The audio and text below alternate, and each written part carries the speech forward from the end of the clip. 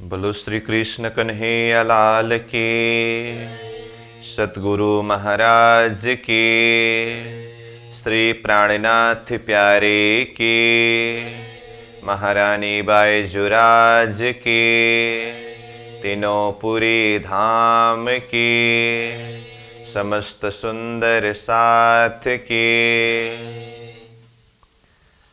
पूर्ण ब्रह्म श्री कृष्ण जय सच्चिदानंद। पूर्ण ब्रह्म श्री कृष्ण जय सच्चिदानंद। परम धाम की भूमिका आनंद आनंद। परम धाम की भूमिका आनंद ही आनंद। श्री प्राणनाथ निज मूलपति, श्री मेहराज सुनाम। तेज कुंवरी श्यामा जुगल को, पल पल करो प्रणाम। तेज कुंवरी श्यामा जुगल को, पल पल करो प्रणाम प्रणाम।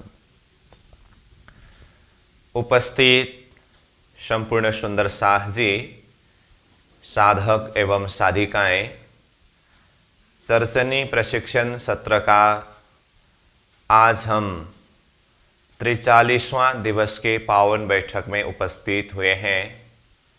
तो सर्वप्रथम आप सभी को सप्रेम प्रणाम एवं स्वागत करते हुए आज का कक्षा सत्र विषय वस्तु को हम प्रारंभ करने जा रहे हैं। कल हम चर्चा कर रहे थे रंगमहल के अग्निकोण में सोरहांस का चेहे बच्चा, और उसमें कहा एक चेहे बच्चा जैसा है चारों चेहे बच्चा, यानी कि चारों कोण के चेहे बच्चा वैसे ही है। उसके पश्चात फिर रंगमहल के दक्षिण दिशा में बट पीपल की चौकी की शोभा वर्णन किया। तो अब आज हमारा विषय है फूलबाग। तो फूलबाग रंगमहल के पश्चिम दिशा में शोभायमान है।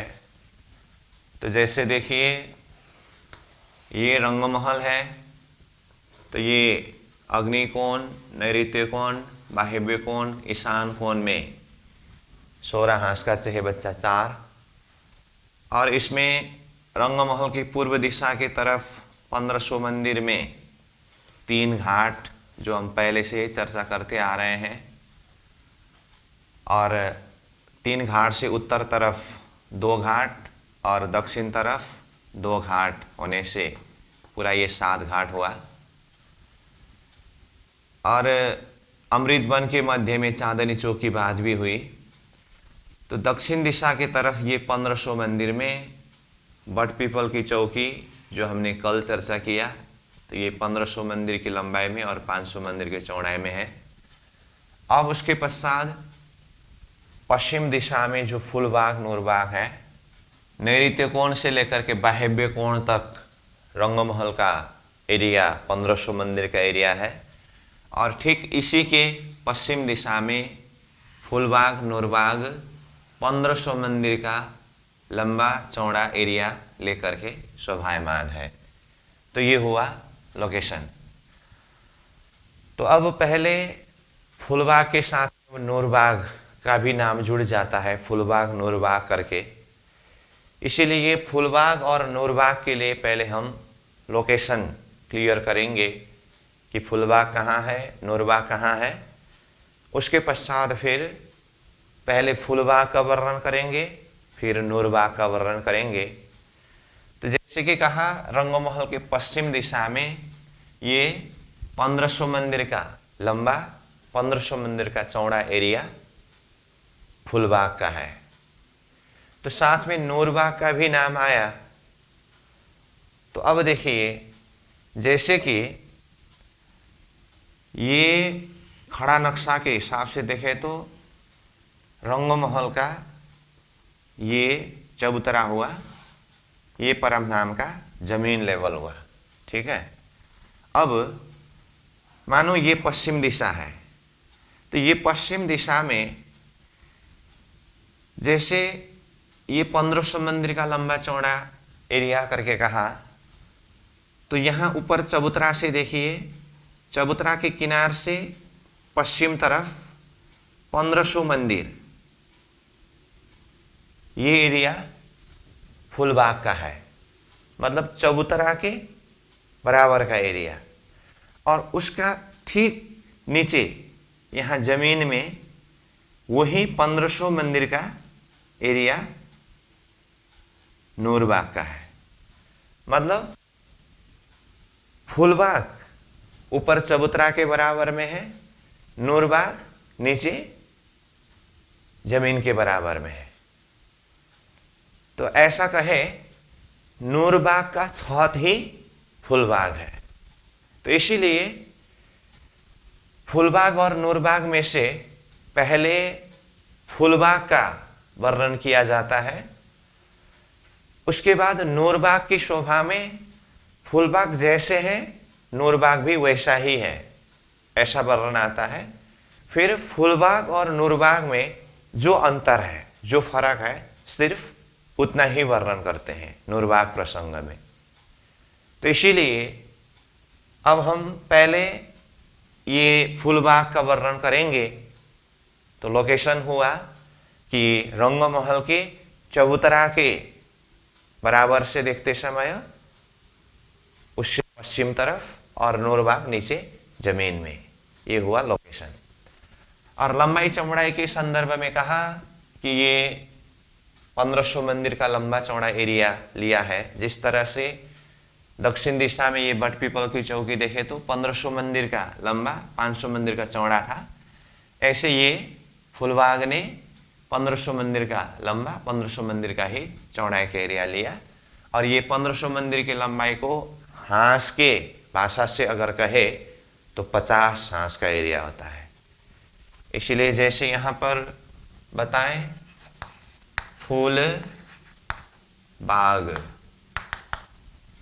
तो इसके लिए लंबाई चौड़ाई कितना कहा, लंबाई चौड़ाई। अब ये समचौरस यानी कि बराबर होने से ये लंबाई चौड़ाई एक साथ में आया, तो कहा 1500 मंदिर।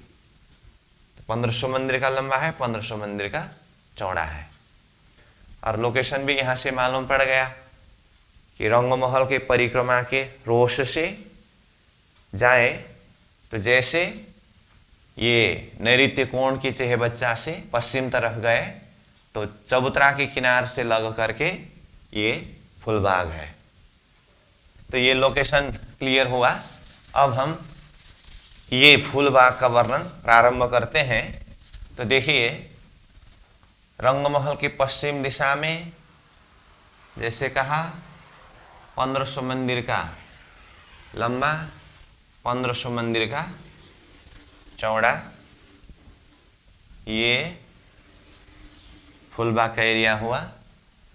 और इसमें रंगमहल के हिसाब से कहे तो जैसे यहाँ पर 16 हांस का चेहबच्चा और यहाँ पर 16 हांस का चेहबच्चा, ठीक है। और इसमें देखें तो ये रंगमहल का परिक्रमा का रोष है और ये रंगमहल का 6000 मंदिर का हार है। तो ये नैऋत्य कोण के चेहबच्चा से ये 6000 मंदिर के हार के देखें तो बाह्य कोण के चेहबच्चा तक में कितने मंदिर है, 1500 मंदिर है। तो ठीक पश्चिम दिशा में ये फूलबाग का एरिया हुआ। अब इसमें सर्वप्रथम 10 की 10 हारे बगीचा है। तो 1500 मंदिर की लंबाई चौड़ाई में 10 की 10 हारे बगीचा, तो ये पहले हम बगीचा की शोभा का वर्णन करते हैं। तो देखिए 1 2 3 4 5 6 7 8 9 और ये 10 हुआ। और इधर भी 1 2 3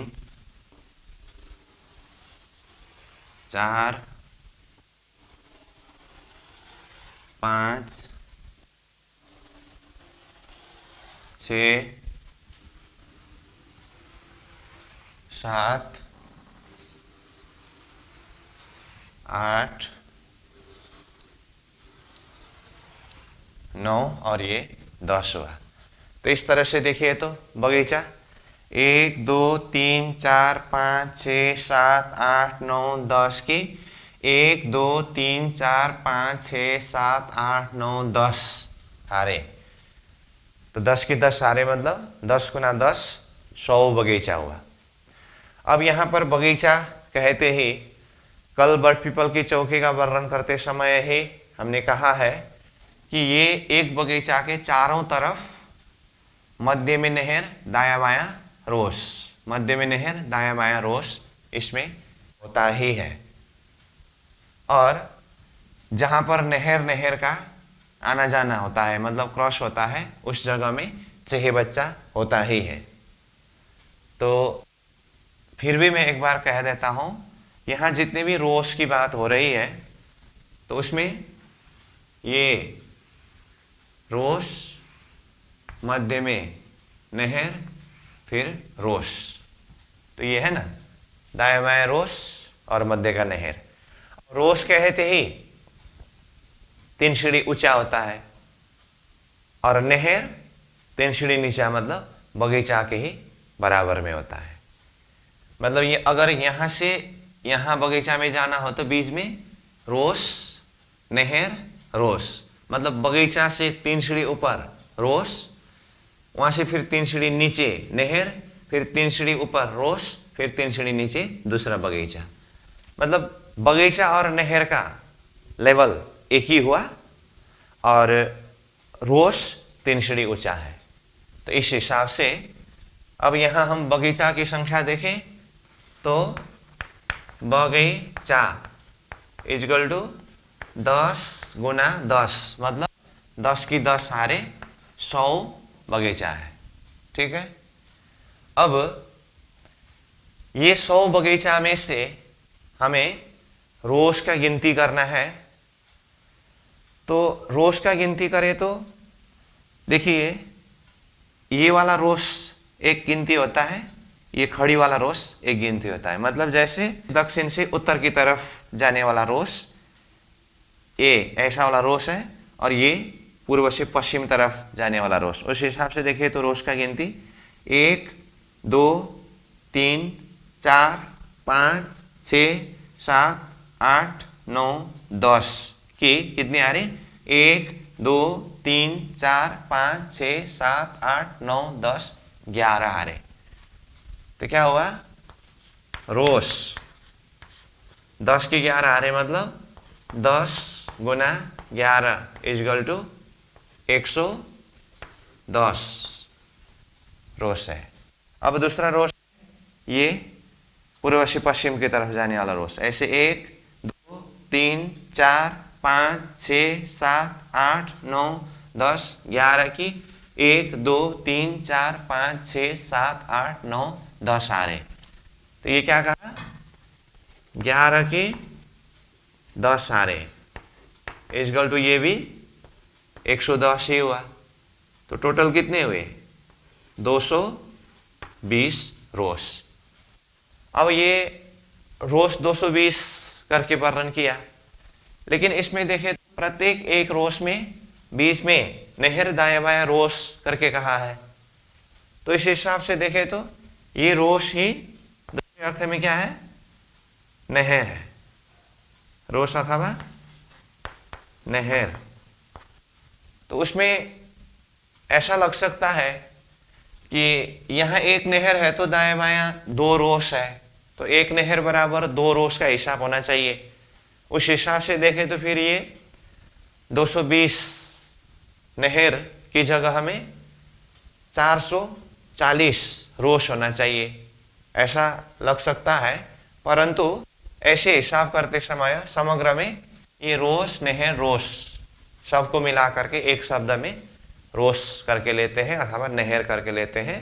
तो रोस अथवा नहर इसका संख्या 220 का हुआ। ये तो हुई रोस की बातें। अब रोस के साथ में नहर की बात आई, तो नहर कहते ही तुरंत चहे बच्चा, क्योंकि जैसे ये नहर हुआ ये नहर हुआ तो नहर के साथ में चहे बच्चा आया, इसीलिए अब हमें हिसाब करना क्या है, चहे बच्चा की।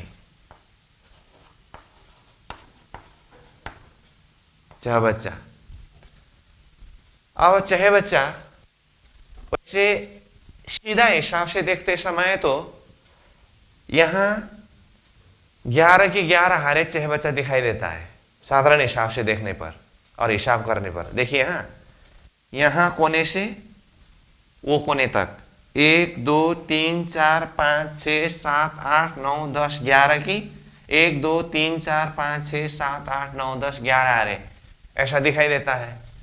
परंतु वृत्ति जिस प्रकार से वर्णन करते हैं उस प्रक्रिया से अगर हम इसका सिस्टम वर्णन करें तो बाद में वृत्ति के शब्द के द्वारा समझने में सहज होता है।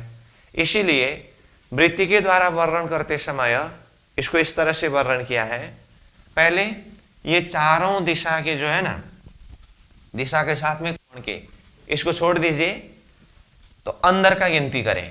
तो अंदर का गिनती करते समय कितना होता है, देखिए 1 चहे बच्चा, 2 चहे बच्चा, 3 चहे बच्चा, 4 5 6 7 8 9 हुआ। तो 9 के ऐसे कितने आ रहे हैं, 1 2 3 4 5 6 7 8 9। तो 9 के 9 हारे चहे बच्चा ये मध्य का है। समझ में आई बात? तो यहां पर लिख देता हूं चहे बच्चा पहले 9 गुना 9 इजगल टू इन ब्रैकेट ये मध्य का। मध्य का कहने का मतलब दिशा और कोण का हिसाब नहीं किया है ना, ये मध्य का चहे बच्चा 81 हुआ। अब बाहर किनारे में चारों तरफ के देखे उसको भी दिशा और कोण करके अलग अलग करके वर्णन किया है। तो उसमें देखिए ये दिशा में जैसे दक्षिण तरफ देखिए तो ये कोण और ये कोण को छोड़ने से 1 2 3 4 5 6 7 8 9 चेहे बचे हुए। तो चारों तरफ का हिसाब करते समय तो 9 गुना 4 ऐसा होता है। परंतु खास करके यहां चेहे बच्चा कैसा है, दक्षिण की तरफ 9 चेहे बच्चा है, पश्चिम की तरफ 9 चेहे बच्चा ही है, उत्तर की तरफ 9 चेहे बच्चा ही है। लेकिन ये पूर्व की तरफ मतलब ये रंगमहल की चबूतरा के किनार के साथ में लग करके यहां ये नैऋत्य कोण से लेकर के बाह्य कोण तक के बीच में यहां 3000 चेहे बच्चे हैं, छोटे छोटे चेहे बच्चे होते हैं। इसीलिए 9 गुना 4 नहीं कर सका।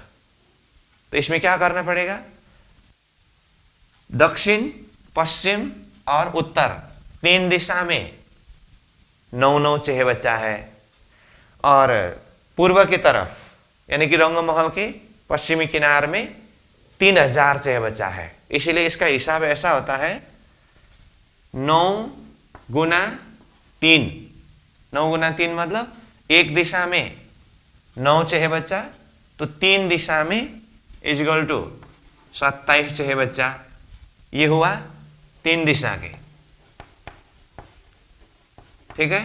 और धाम की तरफ कितने चेहे बच्चा बताए, धाम के तरफ 3000 चेहे बच्चा है। ये हुआ तो इस तरह से चारों दिशा के चेह बच्चा 27 प्लस 3000 करने से होता है।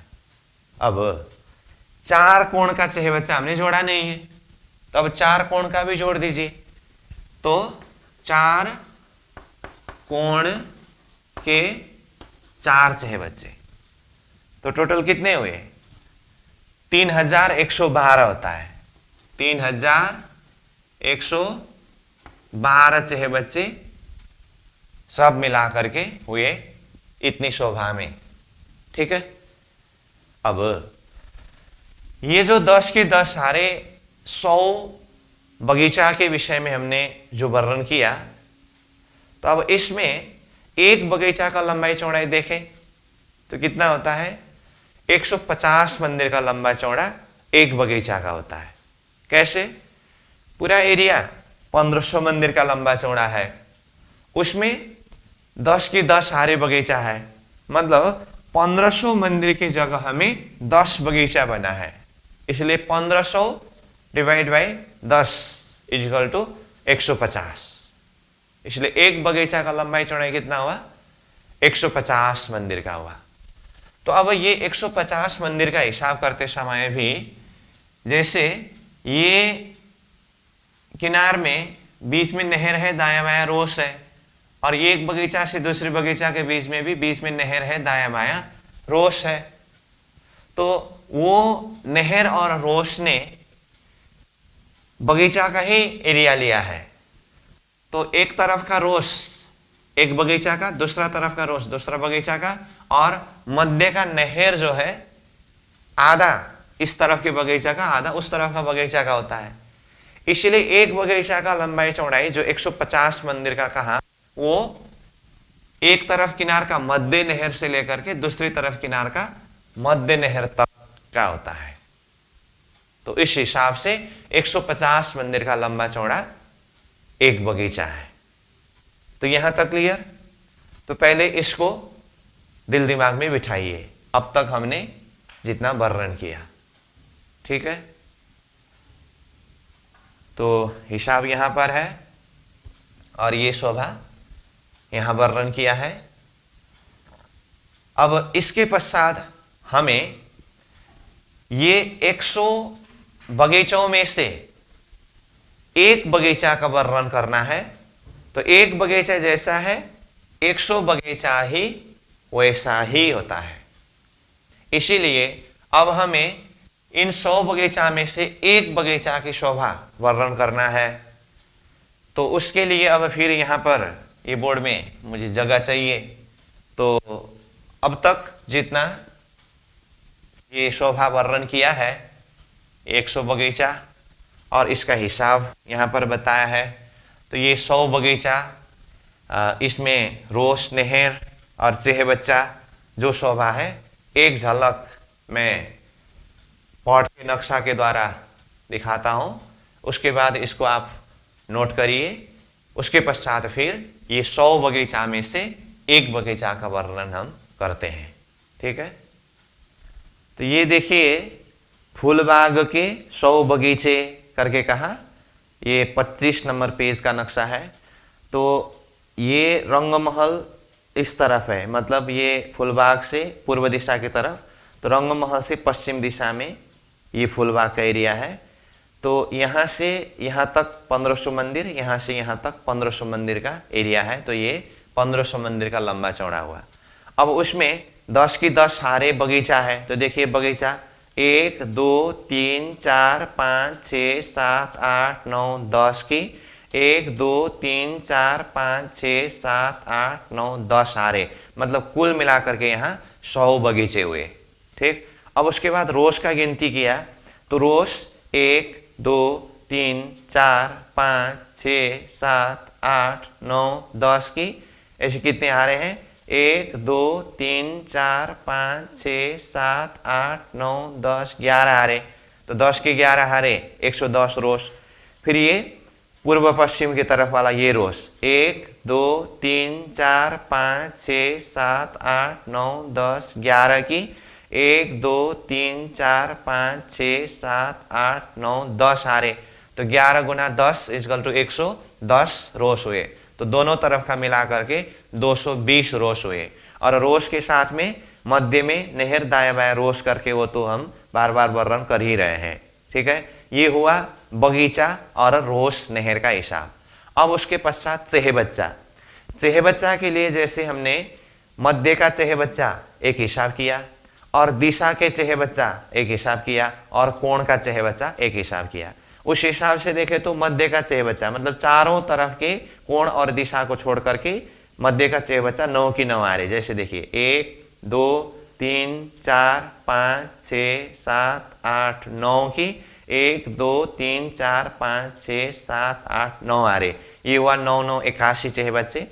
और दक्षिण पश्चिम और उत्तर दिशा की तरफ दिशा में 9 9 चेहबच्चा है। जैसे देखिए 1 2 3 4 5 6 7 8 9 और तीनों दिशा के मिला करके 9 गुना 3 इक्वल टू 27 चेहबच्चे हुए।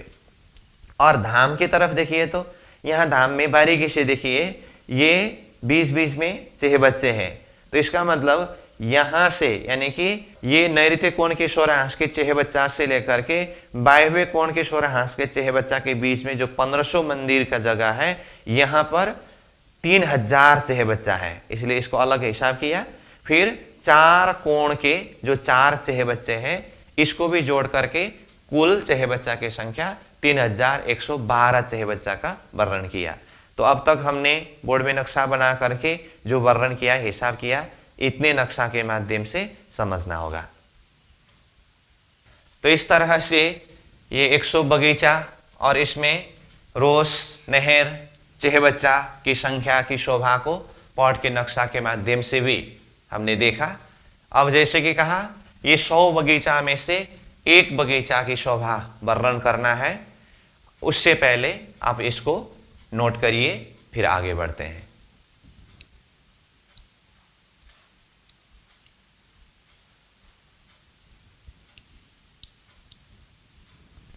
अब आइए ये 100 बगीचा के विषय में हम समझ गए।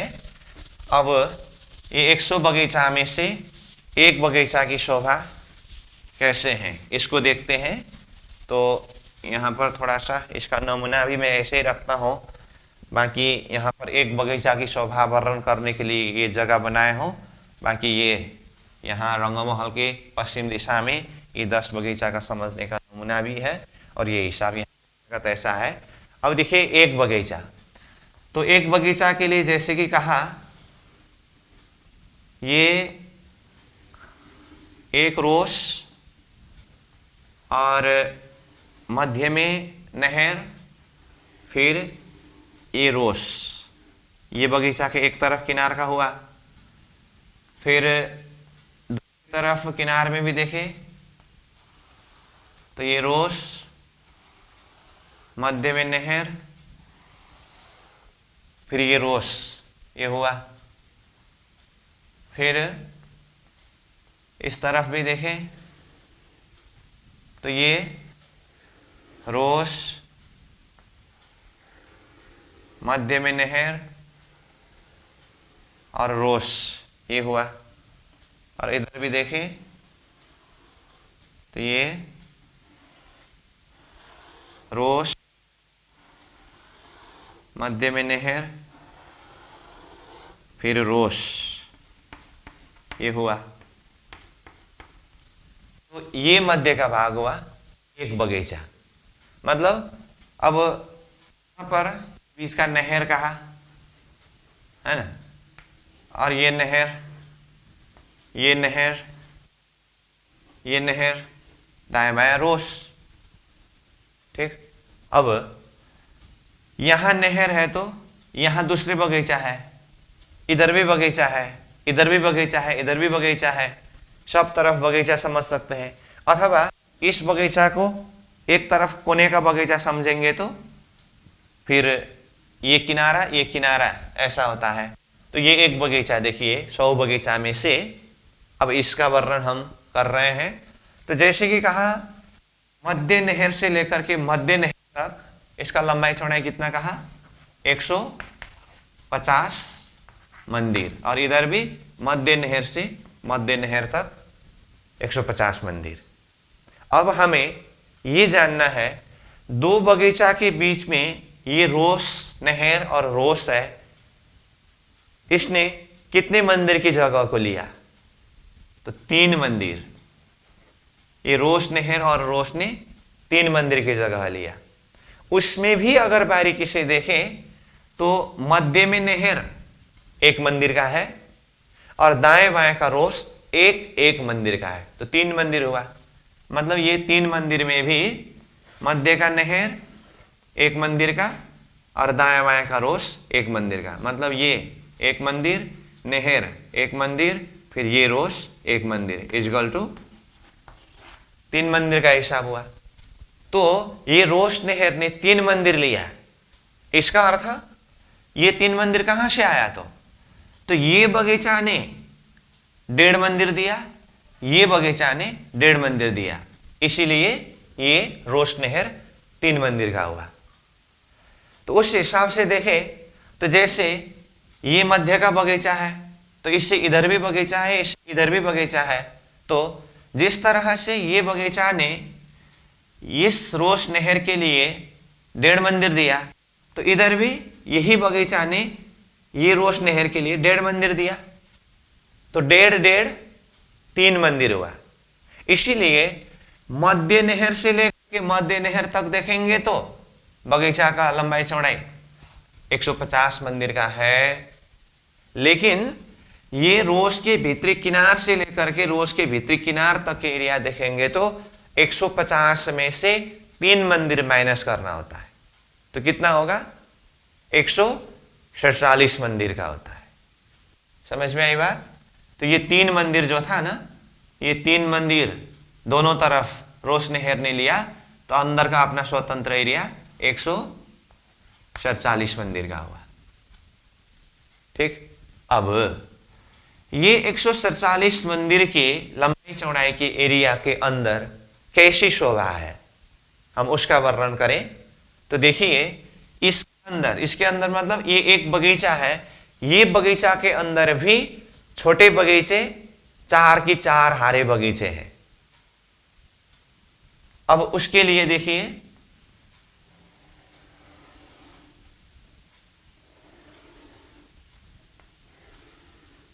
एक दो तीन चार, और इधर भी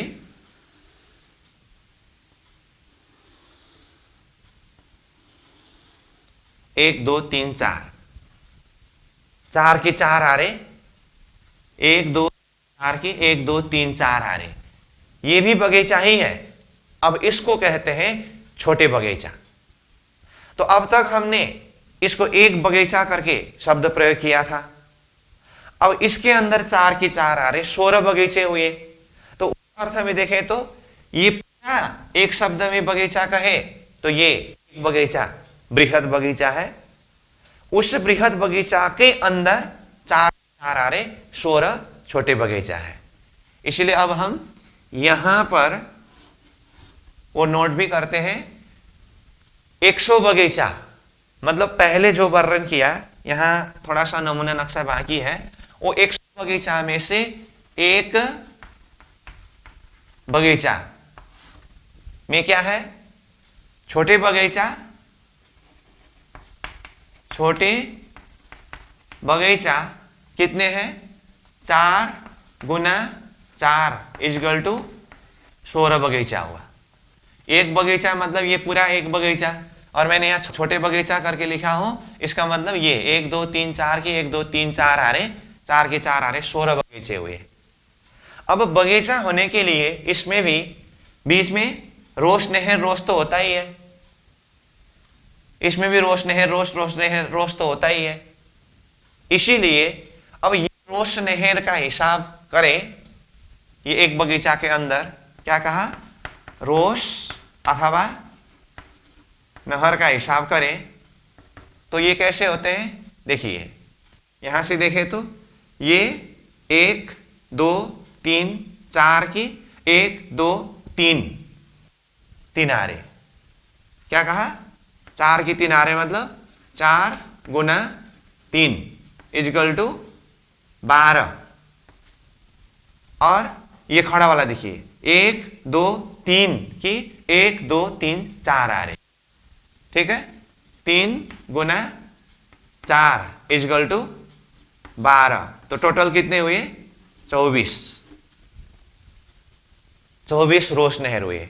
अब आपको ऐसा लग सकता है इधर भी है इधर भी है, इसका तो गिनती नहीं किया करके, ये किनार का गिनती नहीं होगा, क्योंकि ये किनार का तो ये बड़ी रोश है ना, ये पहले ही हिसाब हो चुका है, इसलिए खाली अंदर का गिनती करना है। इसलिए 1 2 3 4 के 1 2 3 आ रहे, 1 2 3 के 1 2 3 4 आ रहे। इस तरह से ये रोश नहर 24 हुए एक बगीचा के अंदर, ठीक। अब नहर आए है तो फिर चेह बच्चा तो आना ही है, तो चेह बच्चा देखिए, तो 1 2 3 की 1 2 3 हारे, तो 3 की 3 हारे, 9 चेह बचे हुए। चाह बचा इजगल टू कितना कहा? 3 गुना 3 इजगल टू 9, 9 चेह बचे हुए, ठीक है। ये हुआ एक बगीचा के अंदर, बगीचा संख्या 4 की 4 आ रहे, 16 रोश अथवा नहर टोटल 24 और चह बच्चा टोटल 9। ये पूरा एरिया तो 147 मंदिर का था। अब उसमें भी हमें ये 16 बगीचा में से एक बगीचा का लंबाई चौड़ाई को देखना होगा। तो पूरा एरिया 147 मंदिर का था और उसमें से 4 की 4 हारे बगीचे बने, तो उसमें से अब एक बगीचा, मतलब ये 16 बगीचा में से एक बगीचा का लंबाई चौड़ाई देखें तो उसमें ये 20 के रोश नहर ने कितने मंदिर की जगह को लिया है? तो इसने एक मंदिर की जगह हमें रोश नहर और रोश बना है। जिस तरह से ये बड़ी रोश नहर 3 मंदिर की जगह में था ना, तो ये मध्य में जो छोटा रोश नहर आया है एक मंदिर की जगह लिया है। मतलब ये बगीचा और ये बगीचा के बीच में ये रोश नहर रोश ने एक मंदिर की जगह लिया। तो उस हिसाब से देखें तो अब देखिए 1 2 3, तो 3 मंदिर कम हुआ, इसलिए अब एक बगीचा का हिसाब निकालने के लिए क्या करना होगा? तो देखिए ये मध्य नहर से मध्य नहर तक बगीचा का एरिया 150 मंदिर का है, उसमें से 1.5 मंदिर दोनों तरफ रोश नहर के लिए छोड़ करके ये भीतरी एरिया 147 मंदिर का हिसाब हुआ। अब उसमें भी हमें एक बगीचा का हिसाब निकालना है, तो उसके लिए क्या करना होगा?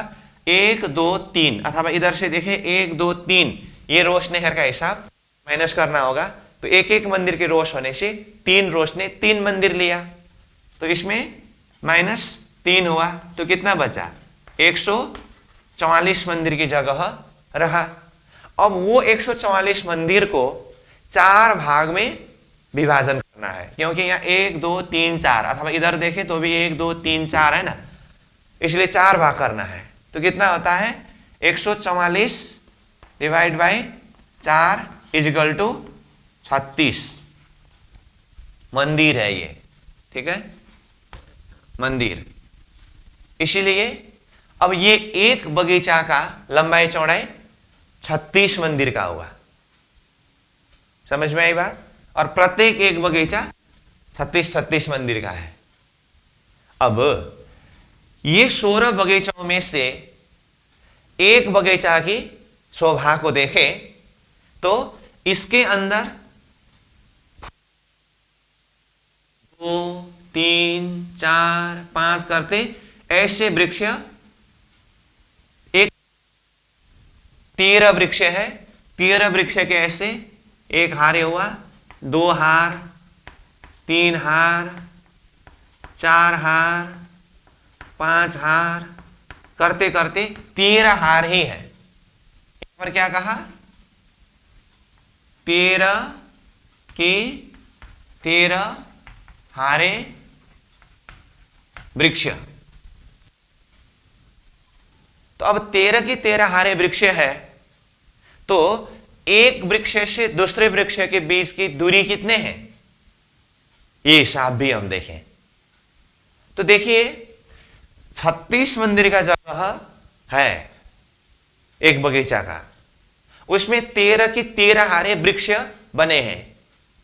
उसमें एक वृक्ष से दूसरे वृक्ष के बीच में एक संधि होता है। तो 13 वृक्ष के बीच में कितने संधि हुए, 12 संधि। तो वो एक संधि यानी कि एक वृक्ष से दूसरे वृक्ष के बीच की दूरी कितना हुआ, 36 मंदिर का जगह था, 12 संधि हुआ, इसीलिए 36 गुना 12 इक्वल टू 3। तो यहां पर एक वृक्ष से दूसरे वृक्ष की दूरी 3 मंदिर का होता है। क्या कहा, यहां वृक्ष की दूरी जो है 3 मंदिर का होता है।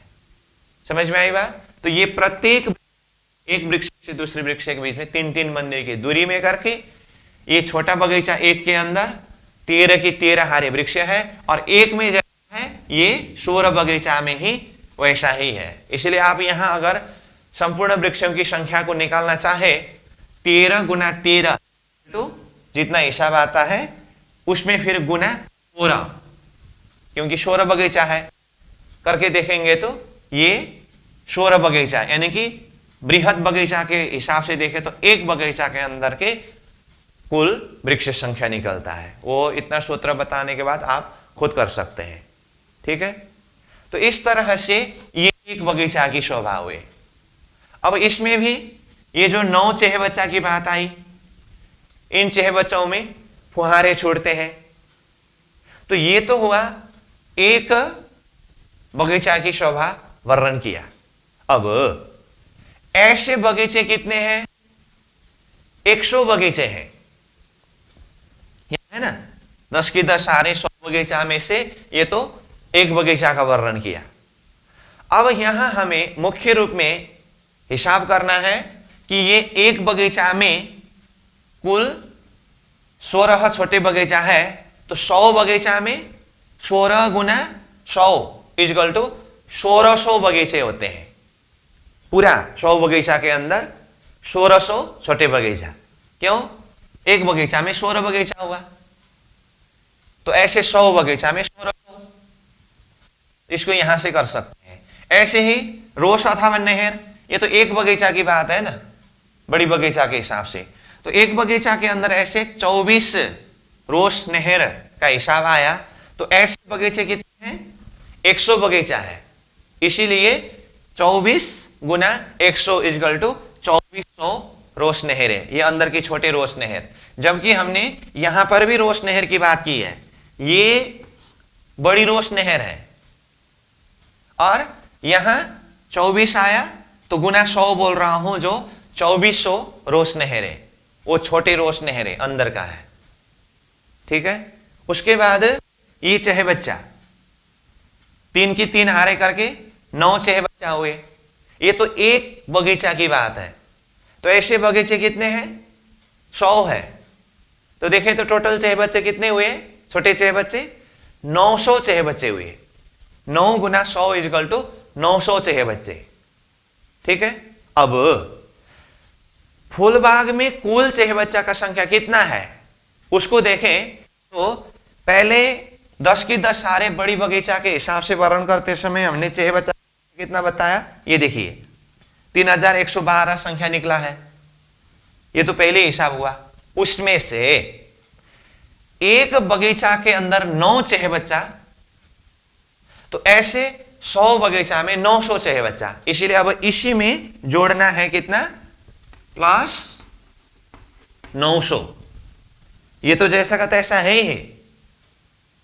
और एक बगीचा के 9 चेहबच्चा के हिसाब से 100 बगीचा का 900 चेहबच्चा हुए। तो कुल चेहबच्चा संख्या कितना हुआ, 4012 होता है, 4012 चेहबच्चे, ठीक है। तो फूलबाग के प्रसंग में कुल चेहबच्चा की संख्या, छोटे बड़े सब मिलाकर के चेहबच्चा का संख्या 4012 होता है। तो इस तरह से ये एक बगीचा के अंदर की शोभा के द्वारा 100 बगीचा यानी कि संपूर्ण बगीचा की शोभा को समझ सकते हैं, ठीक है। तो ये 4012 चेहबच्चाओं में से एक बात अभी खुलासा करके रख देता हूं, ये 4 कोण का 4 चेहबच्चा करके बताया हूं ना, ये 4 चेहबच्चा 16 हांस के चेहबच्चा है। तो 16 हांस के चेहबच्चा के प्रसंग में भी और खुलासा कर दूं तो ये रंगमहल का नैऋत्य कोण का चेहबच्चा है और ये वायव्य कोण का चेहबच्चा है। तो ये फुलबाग नूरबाग, अभी तो यहां आधा नक्शा को मैंने मिटा दिया हो, मानो कि ये फुलबाग नूरबाग का अंतिम किनार हो, मतलब पश्चिमी किनार हो, तो यहां पर भी 16 अंश का चेहबच्चा है, यहां पर भी 16 अंश का चेहबच्चा है। मतलब फुलबाग के हिसाब से देखेंगे तो फुलबाग का ये अग्निकोण, ये अग्निकोण में तो रंगमहल का नैऋत्य कोण का 16 अंश का चेहबच्चा हो ही गया। अब ये रंगमहल के हिसाब से देखे तो ये वायव्य कोण है, परंतु फुलबाग के हिसाब से देखे तो ये ईशान कोण है, वो तो रंगमहल का ही चेहबच्चा है ही। अब फुलबाग के ही हिसाब से देखते समय ये नैऋत्य कोण है, ये वायव्य कोण है।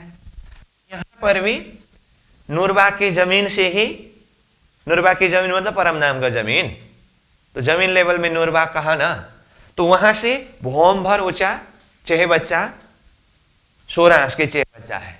इसलिए ये 4 कोण का जो चेहबच्चा है ये 16 अंश का चेहबच्चा ही आता है। तो बाकी छोटे बड़े संपूर्ण चेहबच्चा जोड़ते समय फुलबाग में ये 4012 चेहबच्चा का वर्णन हुआ। ठीक है, तो अब 10 के 10 सारे 100 बगीचा में से ये एक बगीचा की शोभा हमने जो वर्णन किया, इसको फिर से मैं एक बार रिकैप कर दूं तो मध्य नहर से मध्य नहर तक 150 मंदिर, ये रोश नहर, रोश ने 3 मंदिर लिया है, तो एक बगीचा का 1.5 मंदिर, दूसरा बगीचा का 1.5 मंदिर लेकर के 3 मंदिर हुआ। तो ये बगीचा के हिसाब से देखें तो एक तरफ 1.5 मंदिर, एक तरफ 1.5 मंदिर दिया, 3 मंदिर, तो इसीलिए अंदर का स्वतंत्र जगह 147 मंदिर का हुआ। उसमें भी 4 के 4 हारे बगीचा, तो बीच में रोश नहर आया, तो एक रोश नहर 1 मंदिर का है, तो तीनों ने 3 मंदिर लिया। और कि ये 4 खंड में विभाजन होते समय 147 माइनस 3 इक्वल टू 144 मंदिर बाकी रहा। इसको 4 भाग लगाते समय ये एक बगीचा 36 मंदिर का लंबा चौड़ा हुआ। एक बगीचा जैसे है 16 ही बगीचा वैसे है, और उसके अंदर 13 की 13 हारे वृक्ष आए हैं, और एक वृक्ष से दूसरे वृक्ष के बीच की दूरी 3 मंदिर का है, तो ये भी बताया हूं। और एक बगीचा जैसे है अंदर की 16 ही बगीचा वैसे ही है, और ये बृहद बगीचा एक जैसे है, 100 बगीचा सब वैसे ही है करके यहां बगीचा, रोश नहर और चेहबच्चा की गिनती हुई। और यहां संपूर्ण चेहबच्चा के लिए पहले जो हिसाब किया उसमें 900 चेहबच्चा को जोड़ करके 4012 चेहबच्चे हुए। तो समग्र में फुलबाग का वर्णन ये है। तो अब हम ये एक बगीचे की शोभा जो वर्णन किया, इसको भी पॉट के नक्शा के माध्यम से देखेंगे। अब ये देखिए फूलबाग का एक बगीचा कहा, पेज नंबर 26 का नक्शा है। तो इससे पहले हमने 10 के 10 सारे 100 बगीचा जो देखा, उसमें से एक बगीचा है। तो पहले देखिए तो किनार से देखिए रोश, नहर और रोश है, ठीक है, और चारों तरफ यही शोभा है। तो ये पूरा 150 मंदिर की लंबाई चौड़ाई का हिसाब हमने ये मध्य नहर से मध्य नहर तक का किया, क्योंकि ये रोश नहर, रोश ने 3 मंदिर की जगह को लिया है। अब ये भीतर का हिसाब देखें तो 147 मंदिर का लंबा, 147 मंदिर का चौड़ा है। अब इसके अंदर भी देखिए 4 के 4 हारे बगीचा, 1 2 3 4 के 1 2 3 4 हारे बगीचा हुआ। और रोश के लिए कहा तो 1 2 3 4 की 1 2 3 हारे, और 1 2 3 की 1 2 3 4 हारे, तो 4 3 12, 3 4 12, 12 12 24 रोश नहर की बात हुई। और चेहबच्चा 1 2 3 की 1 2 3 हारे, तो 3 3 9 चेहबच्चा हुए। तो इस तरह से एक बड़ी बगीचा के अंदर 16 छोटे बगीचा, 24 रोश नहर और 9 चेहबच्चा हुए। और उसमें से एक बगीचा का लंबाई चौड़ाई हुआ 36 मंदिर का, और उसके अंदर 13 की 13 हारे बगीचा के विषय में वर्णन हुआ। ठीक है, तो इस तरह से एक बगीचा की शोभा है। और उसमें इसी नक्शा के द्वारा और एक बात मैं आपको बता दूं, जैसे ये रोश नहर, रोश में आइए, ये मध्य का भाग नहर है और दाएं बाएं ये रोस है ना। अब ये रोस में भी 3 भाग किया है और मध्य के भाग में फुलबाड़ी है और दाएं बाएं रोस है, और इस तरफ की रोस को भी 3 भाग किया है और मध्य में फुलबाड़ी है और दाएं बाएं रोस है, जो ये शोभा यहाँ नक्शा में दिखाया है, और चारों तरफ वही शोभा है। तो इस तरह से 100 बगीचा में से ये एक बगीचा की शोभा है। तो ये एक बगीचा जैसा है, 100 बगीचा ही वैसा ही है। तो इस तरह से पॉट के नक्शा के माध्यम से भी हमने ये एक बगीचा की शोभा को देखा, और उसमें जैसे मैंने वहां नक्शा के प्रसंग में ही एक बात बताया, आपको अगर समझने में थोड़ा कठिन हुआ हो तो उसको मैं फिर से यहां से भी खुलासा कर देता हूं। जैसे ये रोस नहर रोस है ना, उसमें भी एक तरफ का रोस, जैसे मैं यहाँ एक रोस को बना करके दिखाता हूं, एक रोस में जैसा होगा उस तरफ की रोस में भी वैसा ही होगा। ये एक रोस जो एक मंदिर की चौड़ाई है, अब इसको भी फिर 3 भाग में विभाजन किया है ऐसा करके।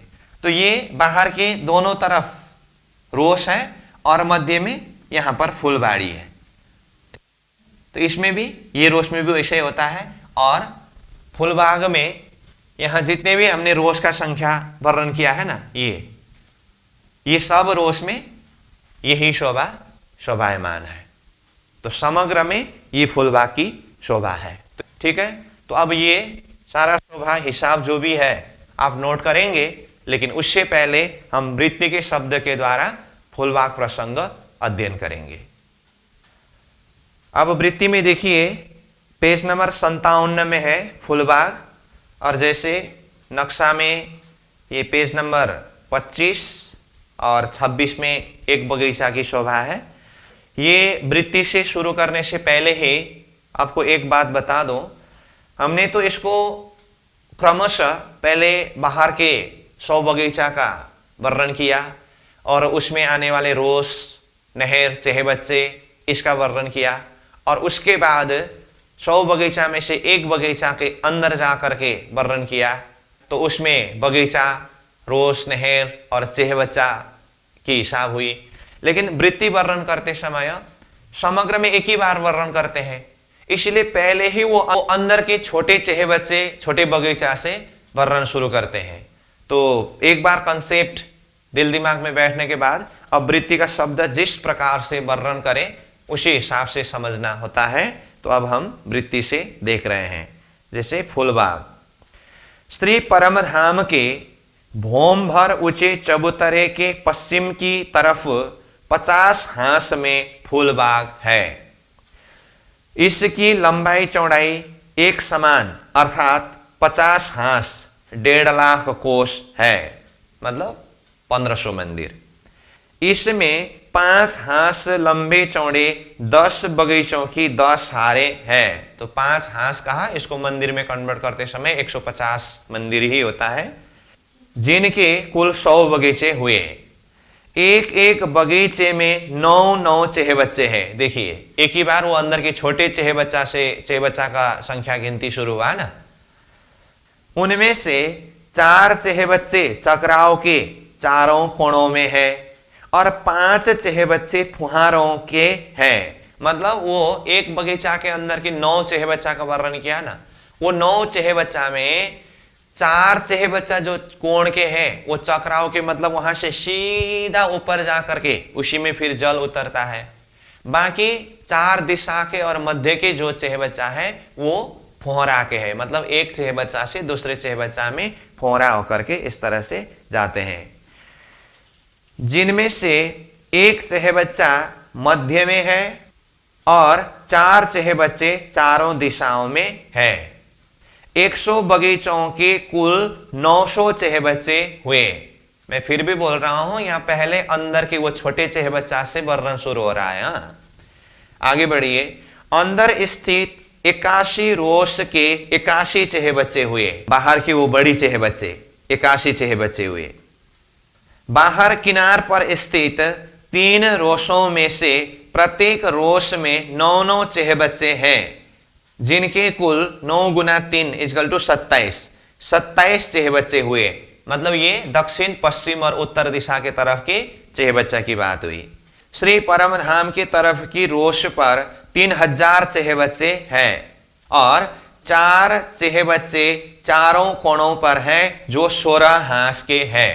तो 4 कोण के चेहबच्चा के लिए 16 हांस का चेहबच्चा कहा। निखिल चेहबच्चों की संख्या 900 plus 81 plus 27 plus 4 plus 3000 equal to 4012 हुए। तो यहां देखिए, तो कुल चेहबच्चा की संख्या हमने 4012 बताया है ना, तो यही बात है। नहर के दोनों तरफ की पाल पर फुलबारियों की 2 हारें हैं, जो अभी हमने लास्ट में वर्णन किया था। पाल मतलब वो रोश जो है, वो रोश भी 3 भाग में विभाजन होकर के मध्य में फुलबारी, दाएं बायां रोश हुआ, तो वही बात है। मध्य में नहर आमने सामने आती जाती है, मतलब दोनों तरफ के रोश के मध्य में नहर की बात हुई। पुनः 5-5 हांस के जो बड़े बगीचे हैं, मतलब 150 मंदिर के बगीचा को बड़े बगीचा शब्द प्रयोग किया, क्योंकि उसके अंदर 4 की 4 आ रहे, 16 छोटे बगीचा बनना है। तो बड़े बगीचे हैं, अर्थात 10-10 बगीचों की 10 हारों की जो 100 बगीचे हैं, उन प्रत्येक बगीचों के अंदर 4-4 बगीचों की 4 हार है, अर्थात 16-16 बगीचे हैं। यशर्थ फूल बाग में छोटे बगीचों की कुल संख्या 1600 है। प्रत्येक बड़े बगीचे के अंदर 16 छोटे बगीचे, 9 चेहबच्चे और 24 नहरें हैं। 2 बड़े बगीचों के मध्य के रोश यानी कि नहर, तो रोश में ही ब्रैकेट में नहर करके कहा, यह भी खुलासा किया है कि चौड़ाई 3 मंदिर है, जिसमें से एक मंदिर की चौड़ाई में नहर तथा एक मंदिर की चौड़ाई में नहर के दोनों तरफ के रास्ते हैं। रास्ते की इस एक मंदिर की चौड़ाई में से 25 हाथ की चौड़ाई में तो रास्ता है, शेष 75 हाथ की चौड़ाई में फुलबारियां हैं। पुनः छोटे बगीचों के बीच के रोश की चौड़ाई 1 मंदिर या 100 हाथ है, जिसमें से 50 हाथ की चौड़ाई में नहर है और 25-25 हाथ की चौड़ाई में नहर के दोनों तरफ के रास्ते हैं। तो वो छोटे बगीचा के अंदर आने वाले रोश नहर के लिए भी बारीकी से हिसाब बताए। आगे, एक बड़े बगीचे की लंबाई चौड़ाई बीच नहर से लेकर बीच नहर तक 150 मंदिर है। उसके अंदर स्थित 4 छोटे बगीचों में से एक बगीचे की लंबाई चौड़ाई 36 मंदिर है। यशर्थ 4 छोटे बगीचों की लंबाई चौड़ाई 144 हुई, मतलब 36 गुना 4 144। बीच में छोटी छोटी 3 नहर है, जिनमें से एक नहर की चौड़ाई 1 मंदिर है, तो 3 नहर की चौड़ाई 3 मंदिर हुई। बड़े बगीचों के बीच में जो नहर है वो 3-3 मंदिर चौड़ी है।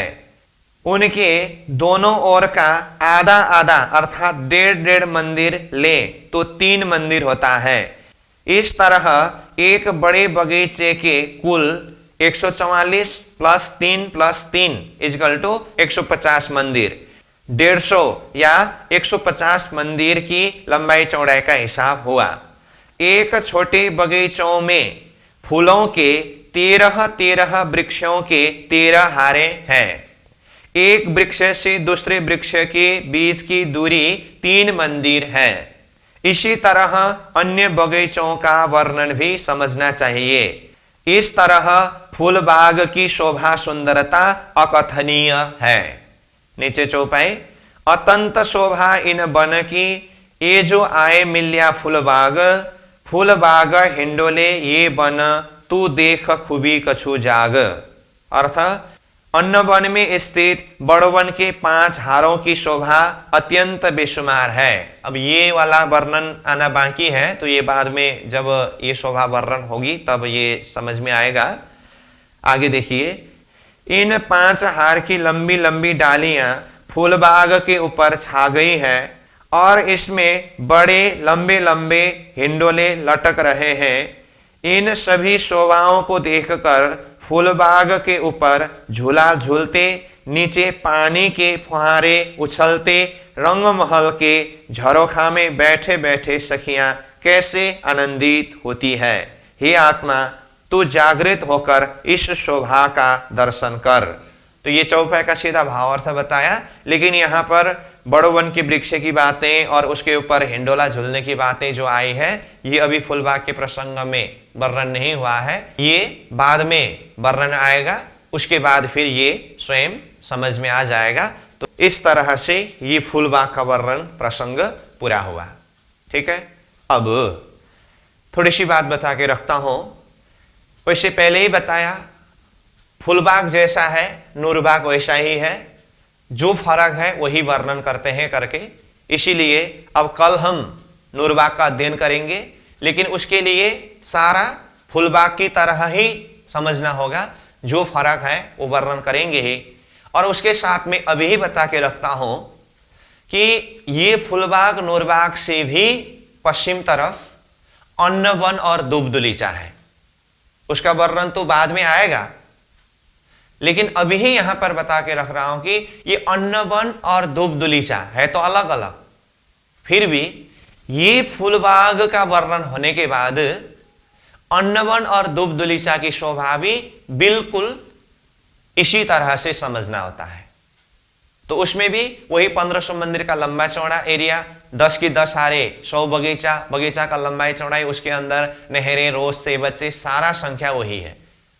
उसमें जो अन्न वन में अन्न की शोभा, दुबदुलीचा में दूब की शोभा जो है, बस उतना ही वर्णन करते हैं। इसका अर्थ आज हमने जो फूलबाग का प्रसंग अध्ययन किया, इसी के आधार पर नूरबाग, अन्न वन और दुबदुलीचा को समझना होगा।